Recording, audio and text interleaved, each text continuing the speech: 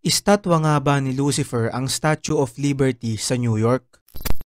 Mga kaibigan, alam nyo ba na may isang teorya na nagsasabing ang sikat na Statue of Liberty ay isa raw estatwa ng demonyo? Ito ay ibinase nila sa isang statwa ni Lucifer kung saan makikita natin na may hawak itong korona at dun sa korona ay may 7 bato ang nakalagay. Sa Statue of Liberty naman, meron ding 7 linya dun sa korona na sumisimbolo sa 7 karagatan at 7 kontinente sa mundo.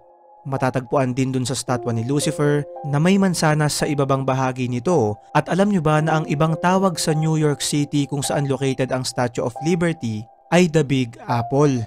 Isa pa ay ang agad mapapansin sa statwa na to ang hawak nitong torch na nagbibigay liwanag, at alam nyo rin bang ang ibig sabihin ng pangalang Lucifer ay Lightbringer o Morning Star? Maaaring nagkataon lamang ang lahat ng to, pero ayon sa ilang conspiracy theorist ay posible nga raw na ang Statue of Liberty ay ginawa bilang estatwa ni Lucifer. Ano sa tingin mo, kaibigan?